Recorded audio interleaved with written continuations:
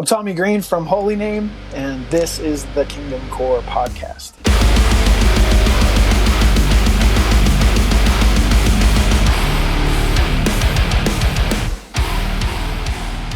Hey everybody, welcome back to the KingdomCore Podcast. My name is Chris, and I got my co-host Sean with me. My name is Sean. What's up, guys? We just finished talking with Tommy Green of HolyName, formerly Sleeping Giant, but oh my goodness, what a cool conversation. And man, yeah, what did we talk about, Sean? We talked about everything from his from I guess before Sleeping Giant to through Sleeping Giant till the end of Sleeping Giant, all the way to now, filling in the gaps between that, how HolyName got started, how he met his bandmate Joe, talked a lot about just a ton of grief and loss that Tommy went through, personal tragedy, and just got really deep into his faith, talked about his newfound interest in Eastern Orthodoxy, just all that kind of good stuff. Just the warning to you guys, this conversation gets deep, it gets heavy. Tommy was very vulnerable and open, and we just can't thank him enough for doing that, for this conversation. It was really, really cool to see him open up, and yeah, we just can't wait for you guys to hear the conversation. So let's dive on in. It's good to see you again, man. I know. Thank you, guys. I appreciate you guys being patient with me. Thank you. Oh, yes. Definitely, of course. I have to ask, I saw the HolyName shirt. Is that a new or yet to be released HolyName shirt? No, man. When did we put this out? We put it out a while ago. We do these like limited drops, so it's probably like...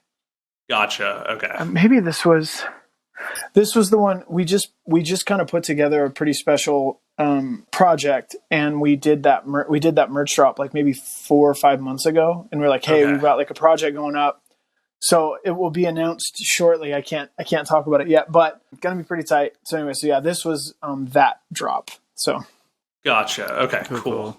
Sweet. Yeah. Can hear my children. I can hear my children in my house. So I'm just like, are we okay? Yeah. So anyways. Dude, well, thank you for joining us. We're really excited to have you here. Lots to talk about. Sure. Number one, congrats on the new album. Congrats on the new band. It's fantastic. I love it. It's thanks, blessed Sean. me definitely. It's only been out a week and it's already blessed me a ton. So just want to let you know that right up front. Yeah, it's absolutely amazing, man. What's been good for you guys about it? It's been a great album to just like when my heart doesn't want to worship, turn it on and brings me into it brings me into the spirit, brings me into a place that I'm ready to worship. That's cool. That's really cool. Yeah, the worshipfulness of it, but like it's something that we don't get often, and I feel like for people like us that like heavy music, sometimes just contemporary worship music is, it is what it is, and it can be really good, but it can also be kind of And so having something like this is like just so refreshing. And just from what you guys had done with Sleeping Giant at one point, like with Tithemy, pronounce it properly. Just always having that song there and stuff like it. But this is like almost a full album of that. It's just refreshing. That's cool, you guys. Well, I'm really grateful. If I'm honest, there's been like a lot of like really positive kind of feedback on it, which has been I've been waiting for like the other shoe to drop a little bit, and it's been good. I mean, you guys have been a part of kind of like since we sort of put them out one at a time and kind of took our time putting all the songs together. I like all the songs. Like if you talk to and interview artists and stuff like that, like there's, you go on tour and a lot of times you have a record, put a lot of energy and time into the record. But if, truth be told, you end up playing, your tour set, and there's just a whole lot of songs on records that are just like, they become almost like filler songs that you'll never play live, and like no one gets to see them. And anyways, I like the fact that on this one, like there's none of those. Although Joey Holt, I will say, he hates Perpetua. He hates Oh, really? I love it. And he is like, I hate it. And I don't know if it was just... Wait, why does he hate it? I need to know. It took a while for us to get it done. And I think it was like the delay caused stress. And then it was a song that I put together with a friend of mine it was like a trap song. And he was like, he wrote beats and stuff. And his project was called Drug Train. And I was like, yo, can I sing like praise stuff on Drug Train tracks? And he's like, yeah. So he came and he was like, he's a good friend. He's not a believer or anything, but he's just like, yeah, man. So he came over and we like wrote this like trap song together. And then, you know, it was just really fun. And, anyways. And so I sent that to Joe and we turned it into like a heavier song, but like, he always wants to write the heaviest thing he can. And like, he wants to kick walls. Like I want to sing, he wants to kick walls. So like, it's really cool. Like, so Perpetua is probably his least favorite song, but I really like it. And I'm still a fan. So there's no songs on the record where I'm like, oh, that's boring or whatever. Like I like all of the songs. So that's cool. When the album came out and Sean and I first or before it came out, we got early copies and we were listening to it and we were like, dude, what did you think? Like, and I think that was one of the first things I said. I really like the changes to Perpetua because I liked that song before. But Sean is like, oh, like I don't know how I feel about that song. Yeah. But Perpetua, like what you guys did from the initial release with like it's almost like a pan flute kind of sound melody in the background. Yeah.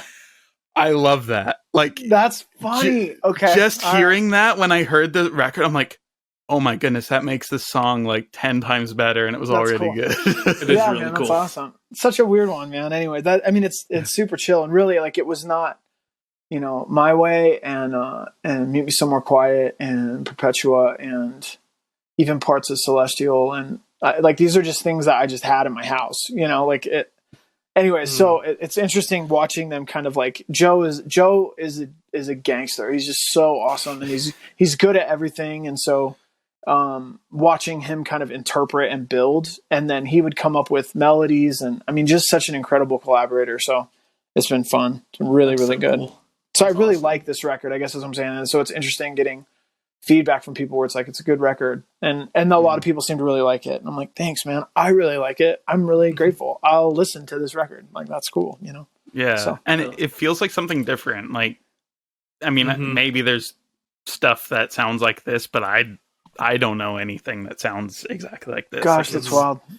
I've heard that. I've heard that a bunch, and I'm still reconciling it. You know, you guys would know because of our former like interviews and stuff. Like I've been around. I'm just old, and I've been around for a long time. So for me, I feel like this doesn't feel, you know, that unique, but it's really landing in kind of a unique space, maybe in our culture. So that's cool. I think it's really cool. I hope it's special. I don't feel like we're, you know, that. I think Joe too, he would be like, what? Like, but it's cool, man. It's awesome. Yeah. That's awesome. Cool.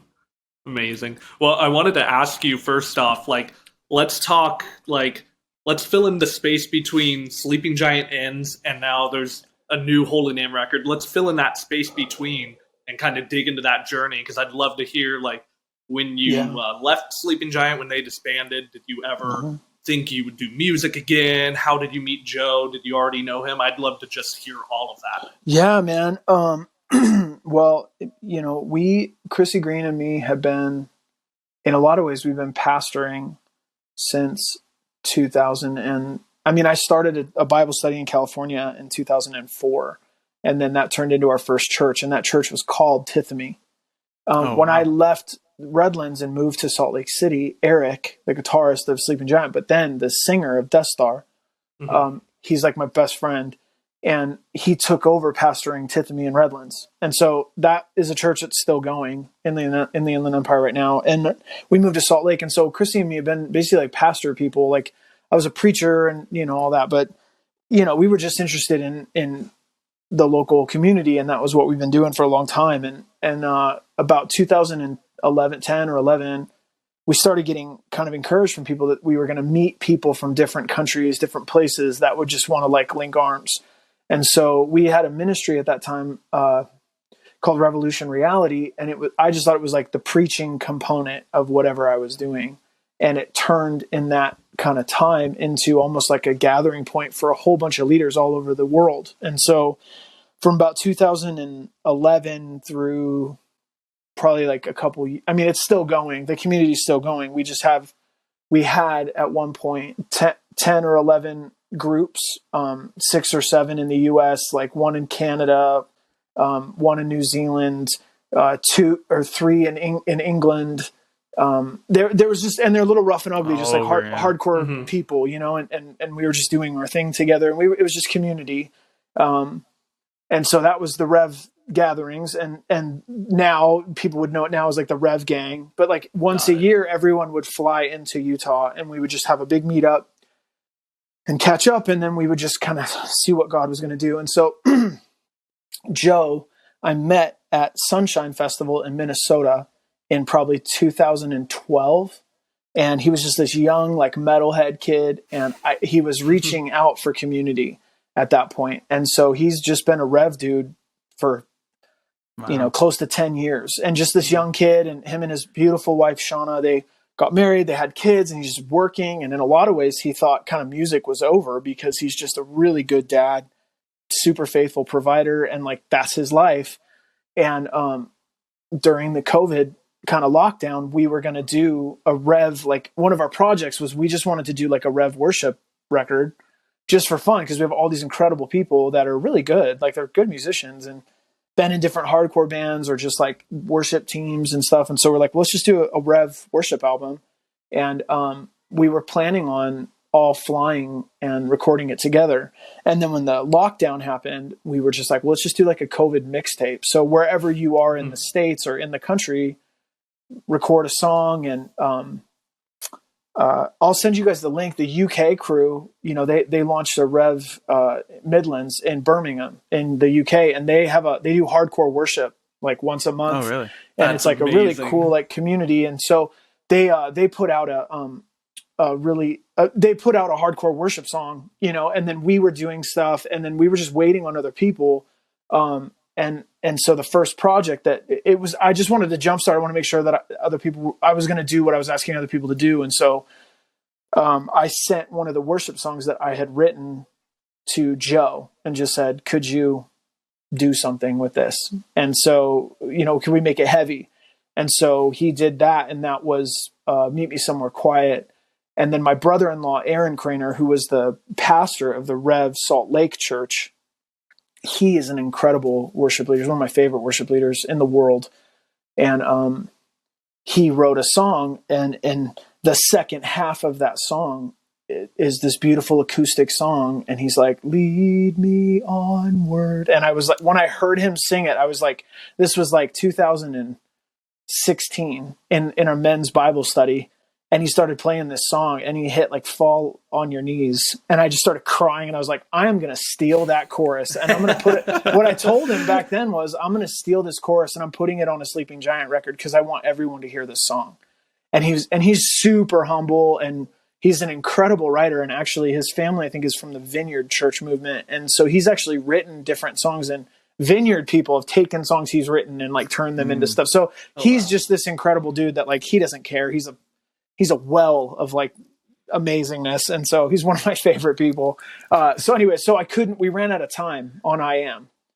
We didn't have the time to put the song together. And I remember telling Ryan LaTrue when I was like in the studio with him in New Jersey, I was just like, dude, there's this song. I don't know how to do it, but I want so badly to take my brother-in-law's song and like put this on the record. Anyways, and I'm always full of crazy ideas. And so he just looked at me like, you moron, we have no time for that. So that was fine.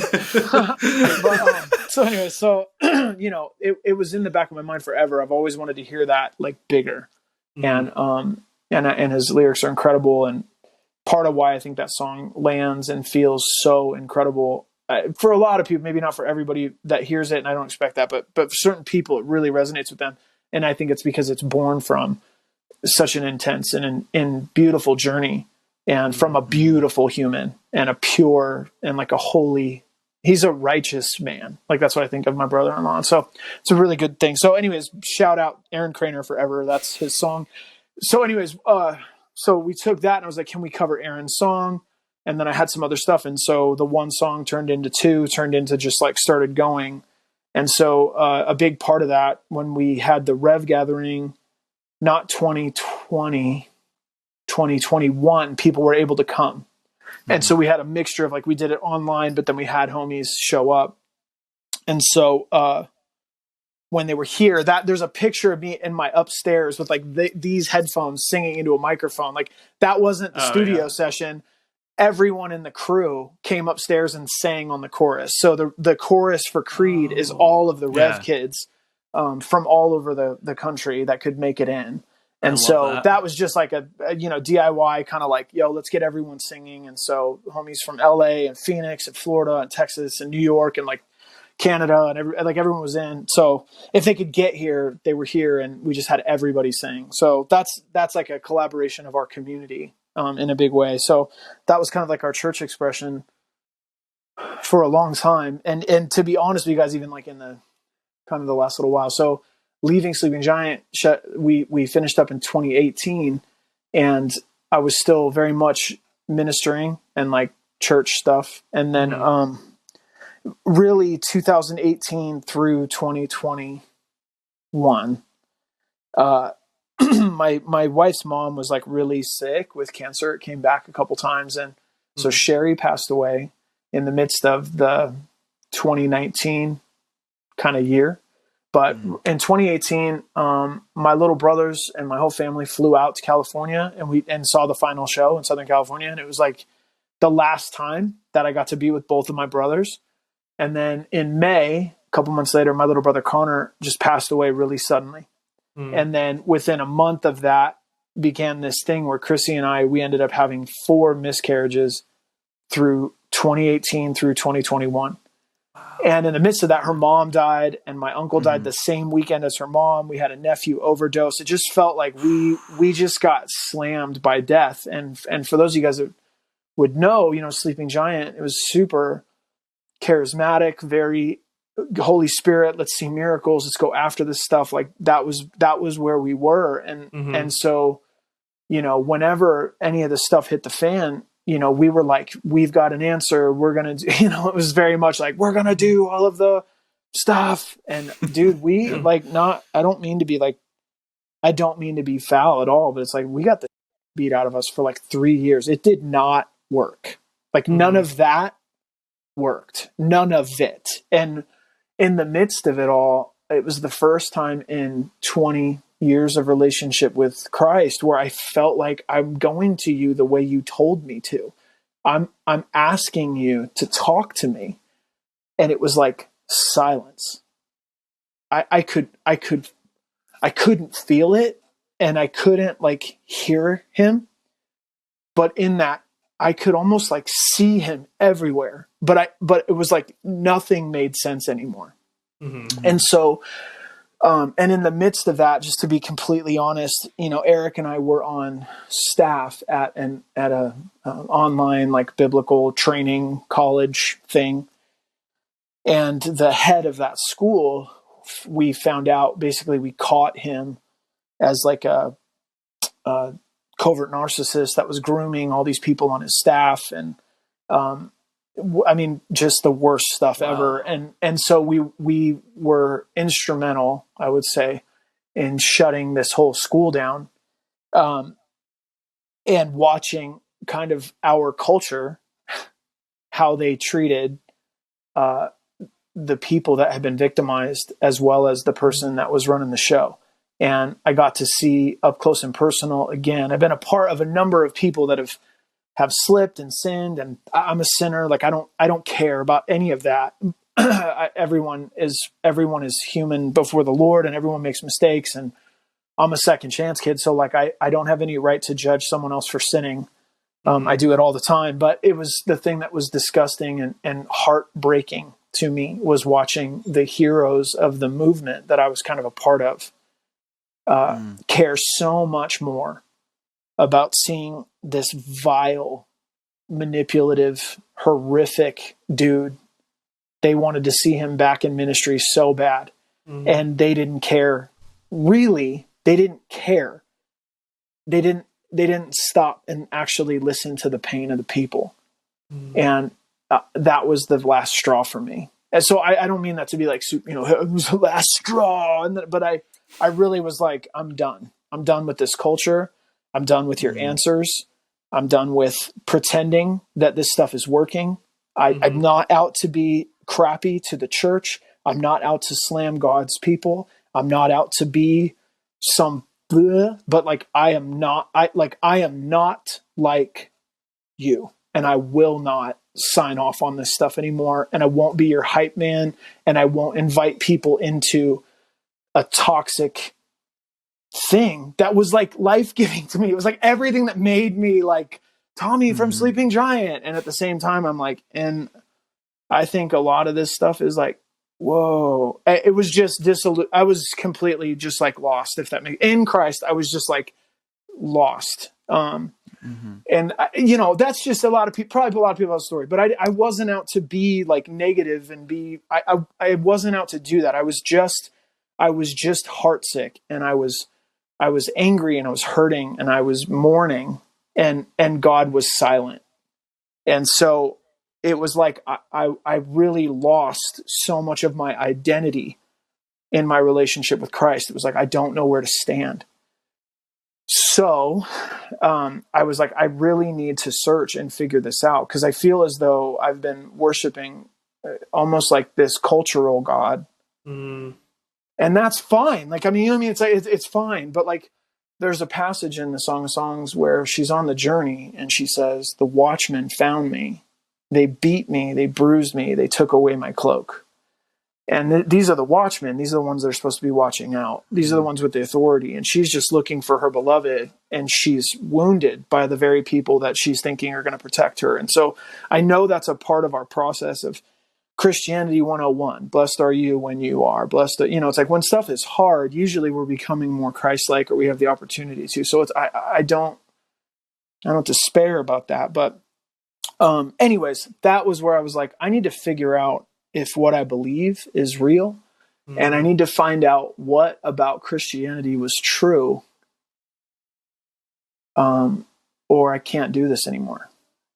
For real. Like I won't talk about it. Like I'm just so in love with the man Christ Jesus. I know something, but like I have no. And ultimately, because of what I saw in the church, this is a better thing because this is more connected to the record. I apologize. Sorry. No, this is great, dude. This is okay. Like I'm trying to this is awesome. 100% okay, man. Okay, like, so you were saying like what happened in the meantime. It's like, so in general, watching the breakdown of almost like my culture, and watching what I felt, and this is super. Inflammatory language. I'm really not out to be like a dick, I promise. But this is what I'm saying is like, it was demonic and perverse what was happening to people. And the people that were in charge seemed blind to how spiritually gross everything was. And it's almost like they didn't want to hear and see what was really going on because they just needed the business to keep running. And I was in the process of having all these people in my life die. So much so that I was like, I think that this whole thing is like full on demonic and like witchcraft. And I wonder sometimes if all my babies are dying because this dude is like cursing me. Like it was so spooky, scary, horrible what I was going through that I felt like I need to hide in Christ, and Christ is like not here. And so in a big way, what happened was if the culture that I was a part of is only popularity and politics, that's not real spiritual authority. And when things are dying and people are hurting and demons seem to be like manipulating everything, I was looking for the authority of Christ. Like I needed God bad. And I just felt like, we are playing games, and I'm in such pain. Like I can't play this game anymore. I need to figure out if the authority of Christ is real, and I got to go there because I can't do this anymore. It's super extreme. And I was also in a very extreme amount of pain. And so it was redefining, but I was very quiet because again, there's in the midst of all the discussion around decolonization of faith and deconstruction of Christian faith and reinterpreting everything. And, there's so many different voices, and there's new interpretations of what God is doing, and there's all these different ways that people could go. And I feel really stupid because I was like, I got to go back to the beginning. And the oldest church that I can think of is the Catholic Church. And my experience working in the anti and counter trafficking space is with the survivors that we worked with, the Catholic Church seemed to be almost culpable in the rape and molestation of kids. And so I can't mess with the Catholic Church, and that's the oldest church I know about. And all of a sudden, there were these conversations and these excerpts of books and these memories that started popping up to me of people that I met that were part of this other thing. And it was like 1,000 years before Catholicism. And so I went all the way back to the beginning, and that was basically the origins of Christianity, which turns out to be what we would call the Eastern Orthodox or Orthodox Christianity. And when I got there, I was like, okay, so there was like 1,000 years before Catholics. Like, I have no idea what any of this is. And so I ended up connecting with a priest here in Salt Lake City who became just an incredible friend to Chrissy and me. And he would just come over and we would just talk. And he would just explain what the origins, the original first 100 years of Christianity, what was the church really doing? What was it about? And just grounding myself a little bit in the origins of what we were doing as a community. Now, 2,000 years later, but it's like the OG humans that like really helped make this thing. What were they willing to live and die for? What was our practice? What was this thing? Because where we are now feels like a talent show and a TED Talk. And I can do that myself. I can do that in the band. The band is more fun than worship.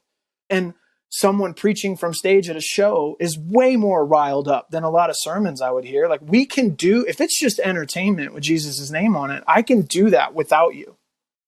What was the church before it became this like thing?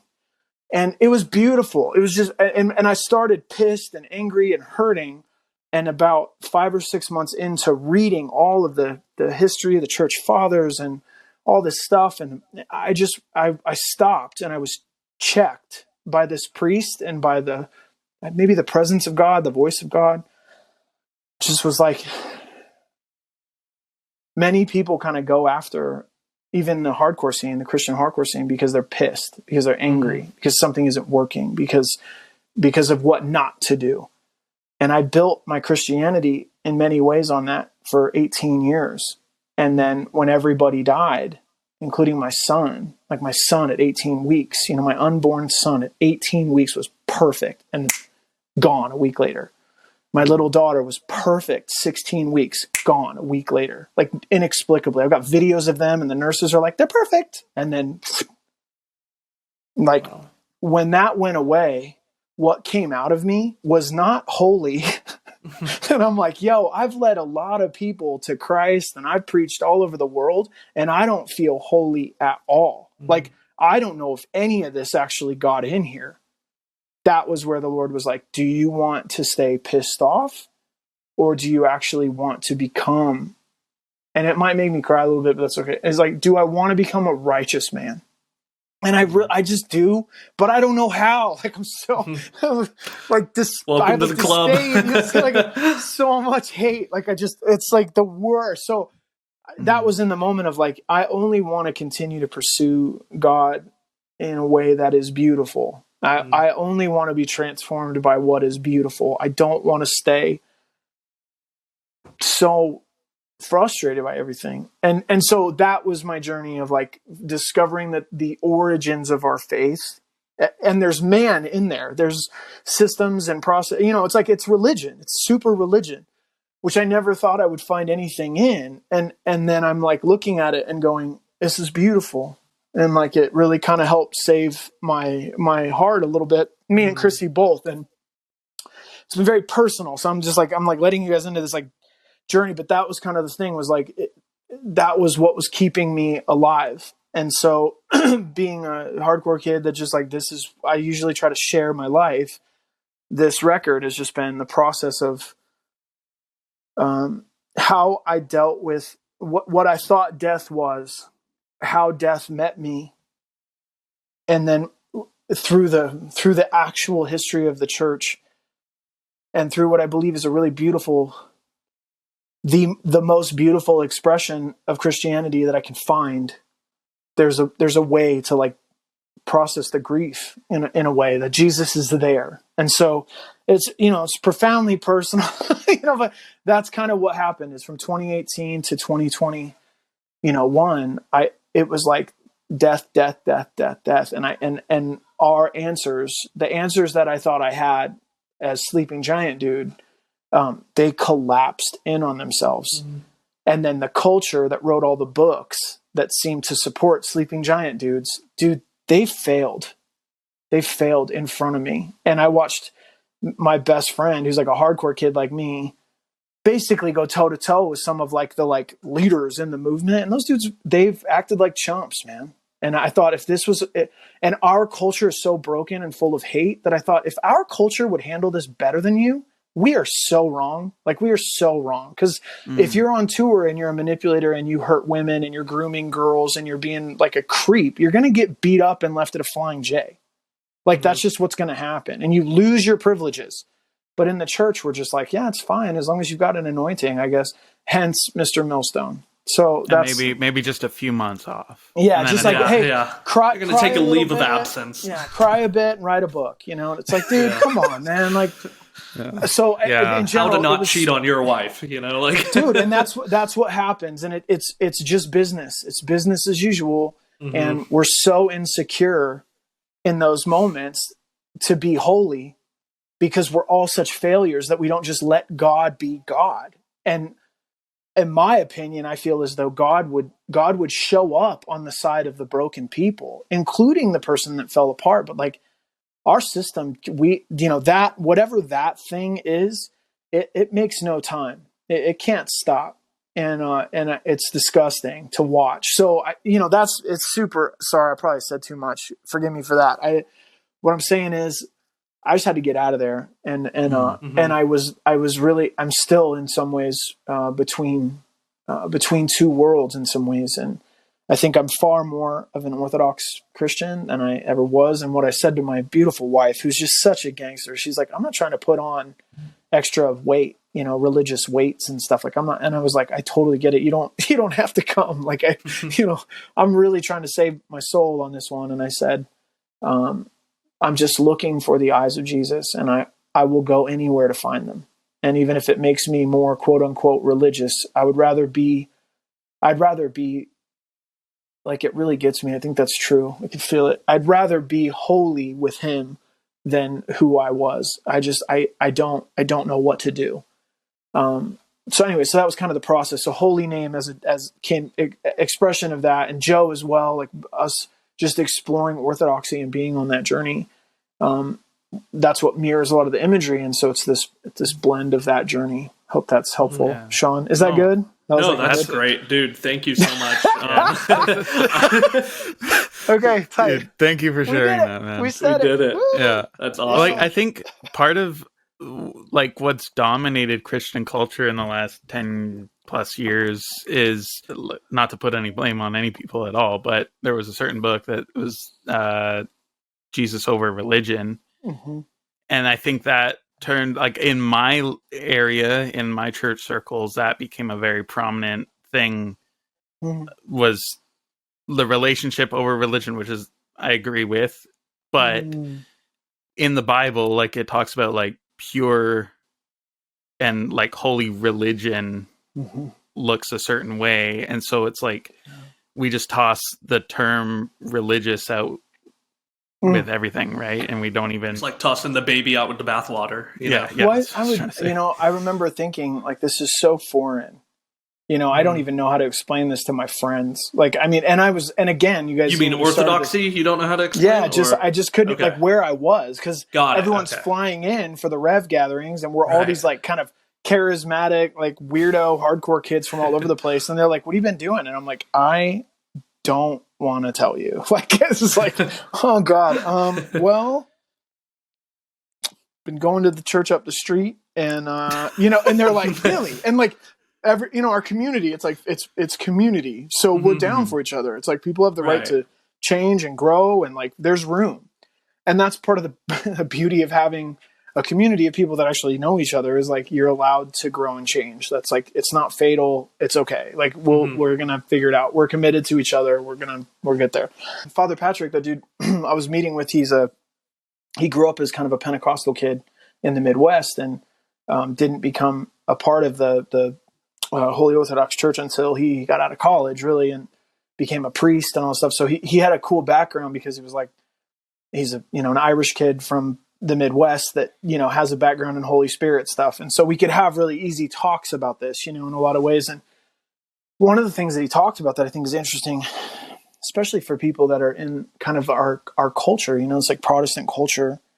And this isn't new, at all, but just the idea that like, we all have our own version of what this religious thing is, and I think we all practice it. It's like, we have our setup, we have the stuff we do. And so even on Sundays, there's kind of an order of the service, and there's like, everyone falls into the pattern.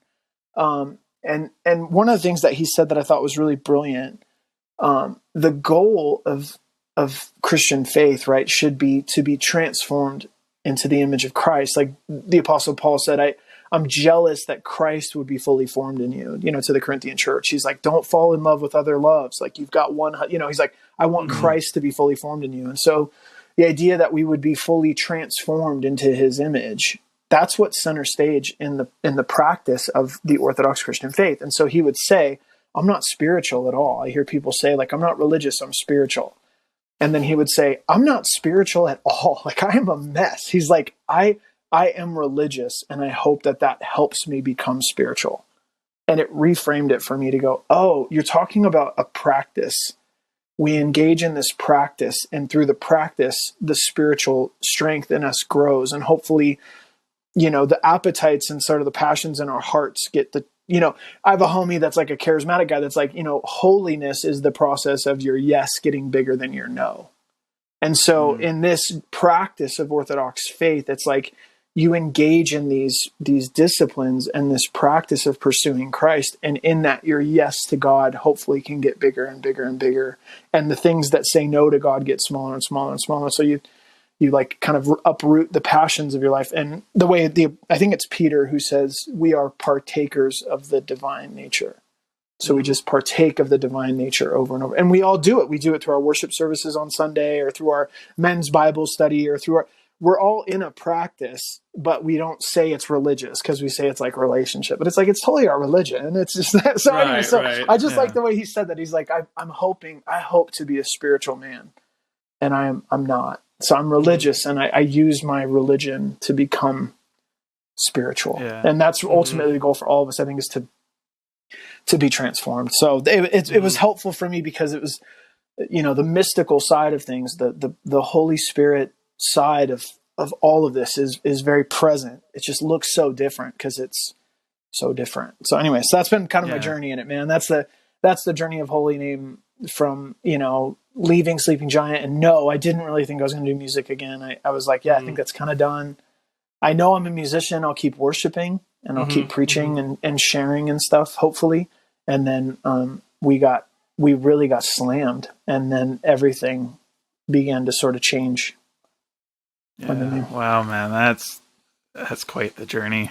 Wow. Thank you for sharing. Like, for real. Thank you, man. Like I've I don't know, maybe I was guilty of when I was younger and naive and just kind of getting into music and discovering music. When I first got into you guys, like I was like a hardcore Sleeping Giant fan when I first got into like heavy music. Wow. And I think as I've grown up, like this totally changed. But I think as a kid, I would watch like interviews with you on YouTube and stuff. And like, or not that I would really say it was, but looking back, maybe in a small way, like I would idolize these people that I really looked up to, right? Oh, sure. Like put them on a pedestal. I'm just like, Tommy from like, Sleeping Giant, this dude from this thing, or this drummer from that band, and that guitarist insane, that vocalist is crazy. Yeah, like whatever. Yeah, and like, I think just over the years, the amount of people that I've seen walk away from the faith entirely and like speak out against it. It's kind of like taught me, no, like everybody's human, everybody's going to fail us. Keep our eyes on Jesus. And I don't know, just thank you for being so open and honest and sharing that much of your story, because there's a lot in there that's like deep and scary. Thanks, man. and bro. Like, I appreciate it. Well, I put a video out on Facebook. I think it was like maybe 5 months ago. So I was just like, hey man, let me know, because I was going back through the book I wrote, and some of the stuff has changed for people. You know, the religio side. Yeah, the religio side. So like some of the first like testimonies I have in there, like they really happened, and then some of the stuff I'm like, I don't know if it's the same anymore. I don't know. Like, and so I was just putting that out to people, like, hey man, like, let me know if what we experienced in Sleeping Giant was real, or if it was just hype because we were in a band. You know, I'm willing to hear whatever.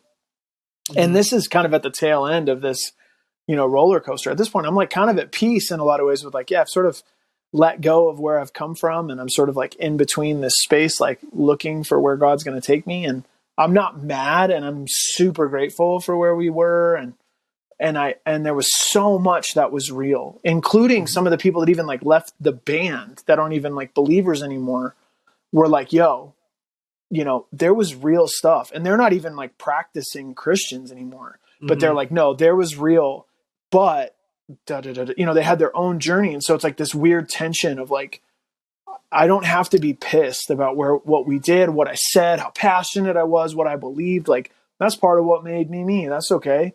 But I think I got people messaging me after I posted that video, like, bro, don't get bitter and sad. Like, and I'm thinking, yo, you guys are like 2.5 years too late, man. Like, that's like, it's fine. Like, I'm not trying to slam anyone. I'm not going to be negative about it. And some of the stuff was our journey to process, and I'll talk about it at a later date.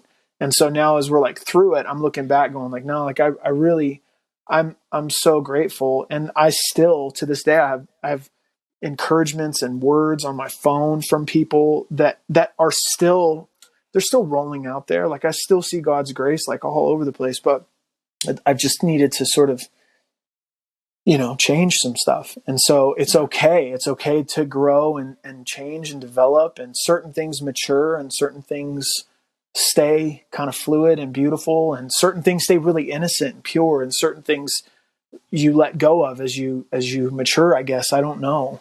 But I respect that a lot. Like, Chris, you're like, yo, like, I used to be in here, and now I'm like, it's like, I think that's life, man. I think you know, I think I've heard that a lot from people, and that's okay. It's just part of our journey. And even some of the people I talk to that are priests and leaders that came from kind of a Protestant background and been talking to me, they're just like, I'm so grateful for everything I went through. It led me to where I am today. Isn't that awesome? And I'm like, yeah, man, that's really cool. So, you know, I mean, I'm just like trying to process it all as a dude that's kind of been in one stream for a really long time and really fought hard for people to see the beauty of that. And then to be kind of disappointed out of that. Sometimes I feel like that's God too. Like, we get disappointed out of what we thought we were supposed to be a part of forever. And that's okay. You know what I mean? I don't know, but anyway, so do with that what you will. You know, that $6 will get you a haircut or something. Yeah. So. And I think that's part of the Christian journey and our faith, is that we're supposed to keep growing. Yes. And not all of us are consistent in that. But like like you would think, like, after 20 years, hopefully you look Wouldn't I be better? More like Christ. Wouldn't I be better? And I was like, oh my God, I look exactly like me. Oh my God, this is not cool at all. I was starting to fist fight. I'm still the same people. wretch God like, saved. Dude, I'm saying, I was just like, this is not. Listen, whew, it was bad, bro. I was just like, and I was talking to a homie. I was actually talking to Jake Lors. He was on tour. ABR had come through, and he's such a good friend of me, and I just really love and appreciate him a lot. And we were just hanging out, and I was kind of telling him what we were going through, and I shared a book with him. You know what I mean? We were just talking, and I said that I was like, I don't think I'm very holy at all. And he just stopped me. He's like, you are, dude. Don't worry. And I was like, no, Jake, you don't understand. I wanted to light a human being on like fire. Okay, like this is not okay. And he's like, no, I get it, dude. So and he's like with the Holy Spirit, right? Yeah. I'm like, no, not even a little. So, not with matches. It's in my mindset. we're not, I guess I'm not, I'm not I'm worse than I think I am. And I'm probably better than I think I am too. And that's for the Lord. Ultimately, it's for God to decide. But, I think what I'm grateful for on the back end of this is to feel like, there's a lot of busyness and there's a lot of hustle in the Christian culture. And I don't know if a lot of our hustle has anything to do with producing holiness and transformation. I think it's about upholding the busyness in the culture. And I don't know if we need to do that. One of my life verses is the disciples, and this is from 20 years ago, is like the disciples come to Jesus and go, what do we do to do the stuff that you want? What do we do to do the work that God requires? And Jesus is like, this is the work. Believe. That's it. And so there's this fundamental thing of like, it's not so much all the stuff that we're doing. It's what's going on in here. And I've definitely neglected that in favor of, so that other people can see him and know him and all of that. And I think sometimes I've neglected the transformation that needs to happen on the inside. And so, that's the pain, that's the grief of it. But yeah, that's awesome, dude. Thank you so much for sharing. Yeah, you guys, thank you for asking about it. What Chris said, I know that takes a lot to get to that vulnerable place to be able to just share all that, wear your heart on your sleeve. So we appreciate that.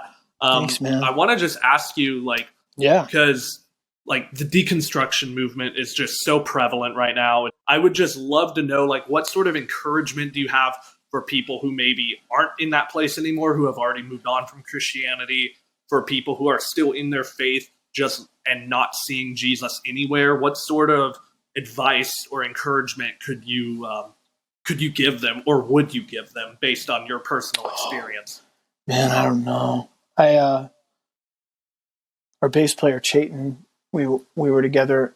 He lives here, and he has just read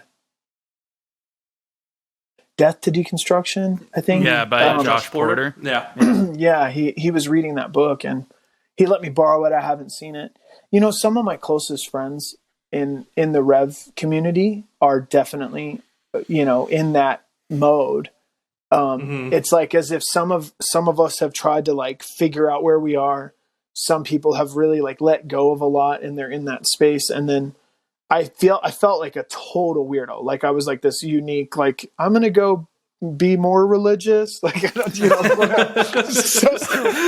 was okay, I'm going to go. And, if I could be honest, I really think that, I think the pain is so real for people. I think the frustration and the disillusionment that people have felt across the board is so real that I don't know if I would dare compare, and I couldn't condemn anyone. I have some really good friends I used to serve on a board with, a pretty big missional board. And, she's a boss, and she's part of, in my opinion, she's a part of one of the really big kind of movements of people that have really deconstructed their faith, and they're ex-evangelical people. And she writes these incredible newsletters, and I watch her and I'm like, gosh, I just remember being on a board with you 6 years ago, and we were approving candidates for ministry and stuff. And wow, you're in a totally different space now. So, my thought would be, and this is just for people in general, what I love about the ancient practice of our faith is it is not about us at all. That's, I went through a pretty big period of time there where I really couldn't. And so I think I would have ended up in a lot of ways as part of that tribe. I would go to church, even our church in Salt Lake, and they would start doing worship, and I'd get up and start pacing because I wanted to feel like I was praying, but I just wanted to get out of there. It was I don't want to be here. I don't want to be here. I don't want to be here. And I met with a counselor lady, and she was like, what happens for you in worship? Tell me about your church experience. I was like, well, the minute worship starts, I stand up and I start pacing. And I feel like my hands start shaking. And she's like, how long has that been going on? And I was like, probably since 2014.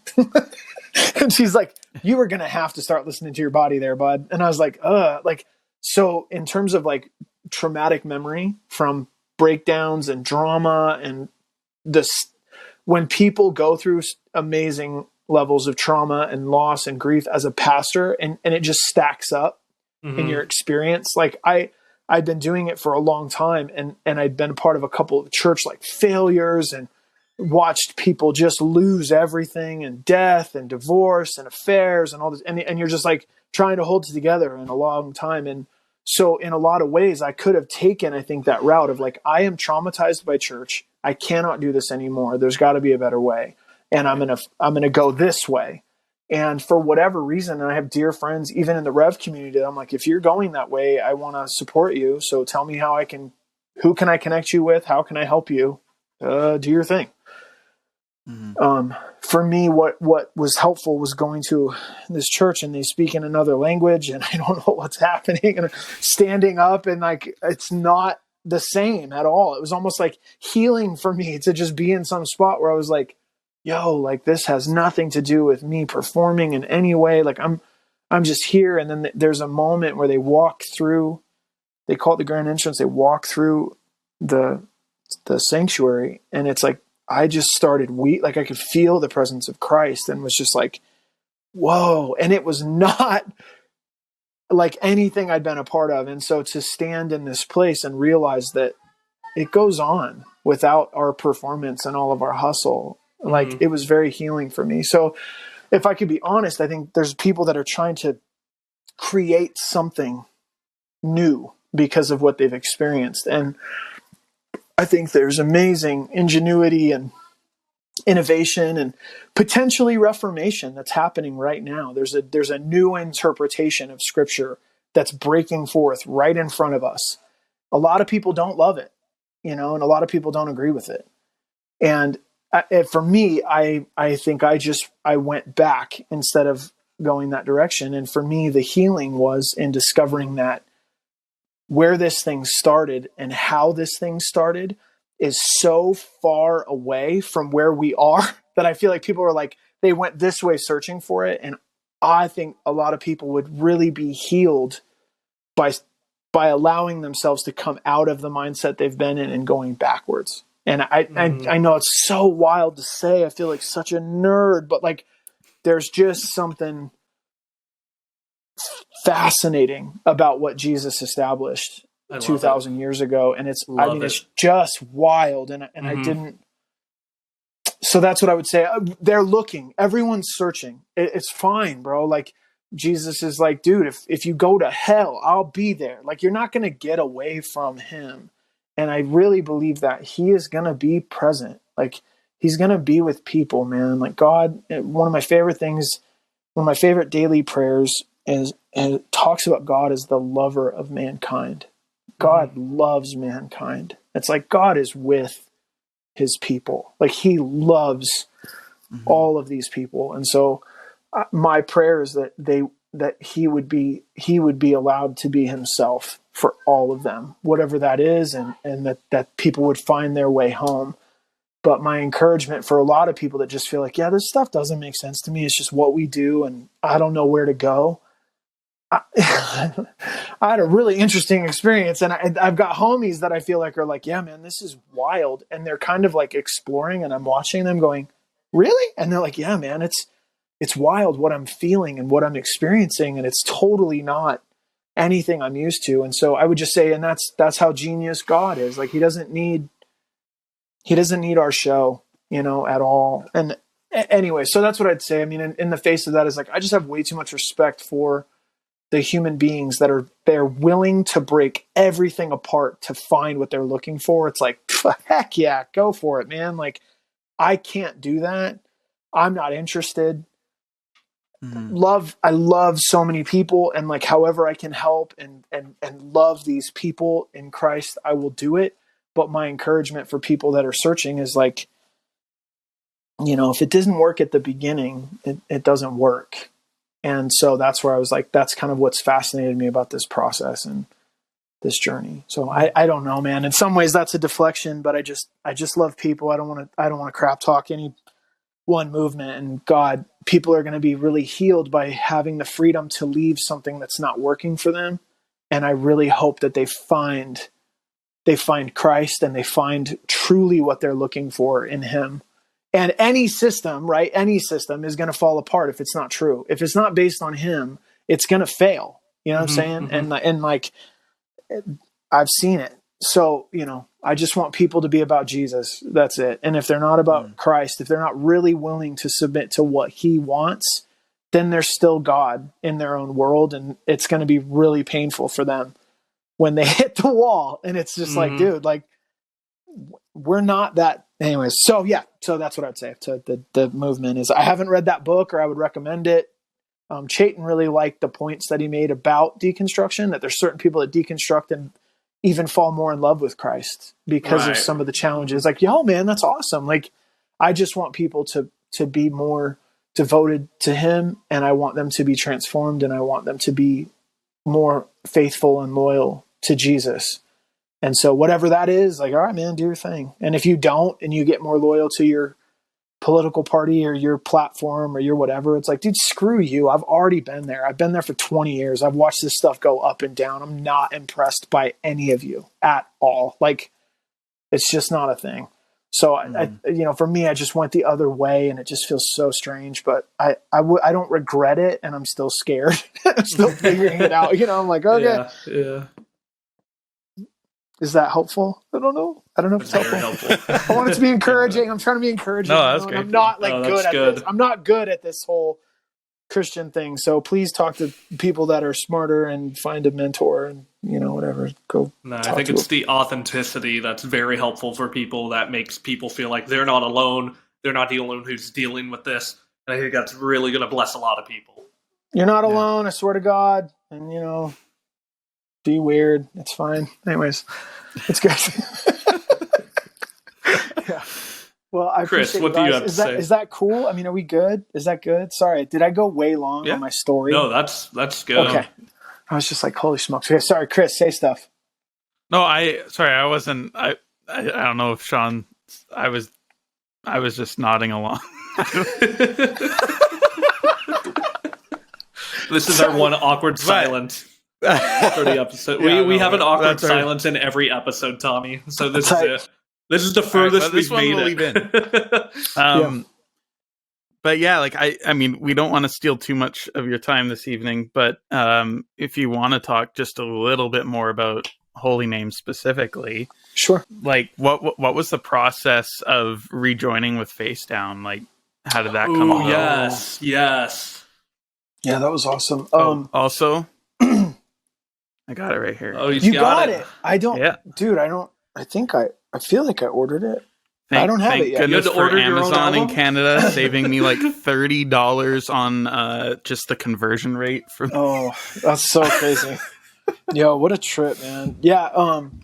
JD has been, I mean, because of my history with him, like, I mean, I've known Notice and Victim. It was funny because Kyle, who's like the bass player of NIV, of Notice and Victim, he posted a picture of Notice and Victim on tour in Salt Lake City in 2001, and they stayed with me back then. Wow. So I've known JD for a really long time, since before I was even a Christian. I've just known them for a long time, and so coming back to Facedown with Sleeping Giant was really beautiful. I felt like that was kind of poetic. It was a good full circle moment, and then when we put out the first couple songs, I remember he reached out and was just like, do you have any more? And I was like, I mean, we probably could. We're writing a bunch right now, and I'm not necessarily like, I need a label. Like I kind of was enjoying, and I enjoy some of the independentness of this whole thing. Like, it's a different kind of world. And I think that's awesome.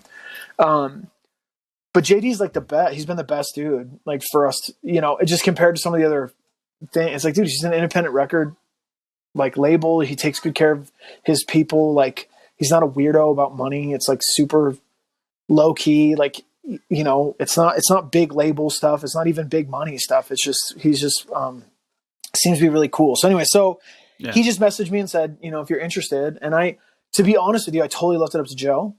Joe he'd played guitar in a band called Wolfskin. That was from South Dakota.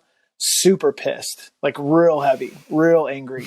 And he was great, but he was like a fill-in guitarist for them. Wasn't like an actual part of like their band, but he'd play out with them, and then just wrote his own stuff all the time in his house. And so he's never had like a label before and never had that experience. And I was just like, dude, I'll leave it up to you, man. Like, if you would like to kind of go through this kind of journey of like kind of learning what this is, like, let's do that. And he was like, yeah, I think that'd be great. And it just felt like a cool thing. So I was like, all right, man, let's go. So we just called JD and we're like, yo, if you want to do this, it'd be awesome. And he's been great. He's like, yeah, we'll just put out this record. And, you know, it's in some ways, it's like, it's very like friend, you know, like, it's like, yeah, man, we'll help market this record. And I hope it does really well for you. And he's like, I hope it does well for you. And so it's like, all right, let's go. Like, so it's been pretty chill. Yeah. I've never heard a single bad thing about Jason. I think out of all the people in the industry, like, I have heard the most positive stuff about that guy. Yeah. He's good people, man. He's a good human. And him and Virginia have been doing this for a long time and really care a lot and have been just kind of consistently there. And so through all the ebbs and flows of Christian hardcore and everything, he's really built something super consistent. And it's awesome. Special. It is. Yeah. I wanted to ask you real quick. Been around a long time. Oh, yes! We got the face down one. Number one. Number two. Oh, hold on. What's number two? Hold on. Positive Youth and Persevere. It's a split. That's tight. I Chris is going to toot his own horn right now. Yeah. I have every single face down release physical copy. Like, so crazy. I love it. So how many are there? Like 180? I had to get one. I love it. Well, Confessions of a Traitor is 189. So that's 190? This is 187. Oh, because Face Down's been weird since COVID started. Yeah, like releasing stuff out of order. No, for real, dude. That's why, like, our records, our actual vinyl took so long. Like, we were ready, and what delayed it was the vinyl press, because I think we had a double. It was like a double LP, and so because of the demand, it was like, yeah. So it was just like, whoa, okay. So, anyways, that's part of why it was like so far behind. I was trying to get it out. We put out our first song. We dropped "Meet Me" on ourselves, and it was Easter. And then I wanted to try to get our record out by the following Easter, and we were ready, but the vinyl was not. And it was okay. It was so long that when you guys released your album, it said it came out in 2021. 2021, you know, we're like, what is going on? So weird. And then the next day I looked again and it's like, oh, it's fixed now. Okay. It's so funny. That's hilarious. Real quick, before we let you go, I want to ask, can we or should we be expecting any HolyName shows? Like, will that ever happen? Have you guys talked about that? Yeah, you guys, you'll just have to stay tuned. Honestly, we've talked about it. Okay. We're not sure because of kind of how life is. Like, we're just in different parts of the country. Oh, for sure. Joey just had another baby, and so there, you know what I mean? It's like there's just a lot there. So it would be cool, but it's not. I don't know. So just stay tuned. Stay tuned. Gotcha. All right. Awesome. If we can cut this out if you can't say anything, but there was just some recent posts about a video shoot thing. Do you want to tease anything about that? Nope, I'm not going to tease anything about it. All right. So, that'd be cool. You guys stay tuned, and then we'll let you guys know kind of what's on the horizon. And, it'll be awesome. So awesome. Well, Tommy, thank you so much. This has been a pleasure. This has been great.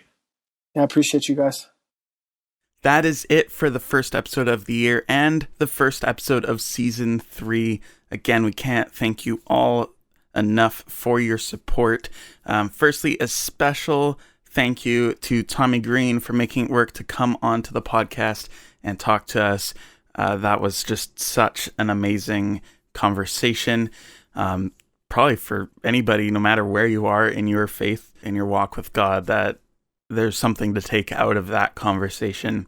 And we also want to give a special shout out to our Patreon supporters as usual, our core givers of $10 or more. We got Frankie Blocker, Daniel Harding, Aaron Peter from Christian Metal Source, shout out to him, Anthony Kuchma, longtime supporter of the podcast, and our true fan supporters, Dead Pedal Coffee Company.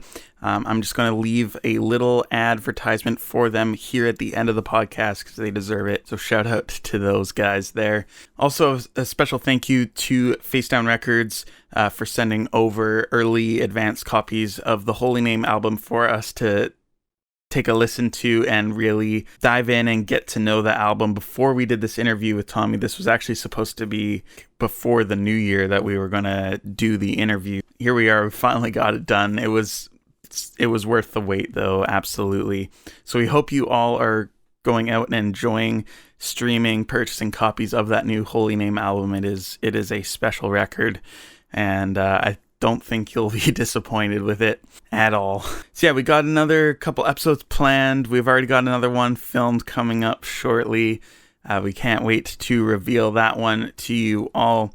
We also want to remind you to leave a rating on the platform that you are listening to. Spotify and Apple Podcasts, those are our two biggest platforms that we are on for sure. But if you are on Apple, leave a review, a written review, and you might actually get it read here on the podcast. So we wanted to do this a while back, and we're actually going to start doing this at the beginning of the podcast with both Sean and I present. But for this one, and probably the next one, we're going to be just reading one out right here. We're going to go like way back to the beginning, the very first rating we ever got, August 5th of 2021 by J. Countain. It looks like mountain, but with a K. J. Countain. He says, awesome. I've been subscribed to the Instagram page for a while now and never disappoints. Looking forward to more from this podcast. Assuming he means the KingdomCore page, which again, if you aren't following us over on Instagram or Facebook, you can find me at 4.the.rock, and you can find Sean over at kingdom.core. Likely is you already follow him there. That makes sense. But yeah, thank you for the review, and I hope you have thus listened and enjoyed the rest since then. We've been going for a year and a half now, so it's been a wonderful ride, and we can't wait to kick off and keep going with season 3. Yeah, that's everything. Go leave some fresh reviews, and we'll eventually read through them all. It would be so awesome to hear from you all. All right, everybody. Thank you so much for listening. That is it. Here is Dead Pedal Coffee Company. Are you still cheating yourself every morning with stale store-bought coffee? How about you try something a little more fresh? Go to deadpedalcoffee.com and get your fresh roasted fuel delivered straight to your door. You order, we roast, then we ship. Kickstart your day with a fresh cup of coffee from the South. It ain't just coffee, it's a lifestyle.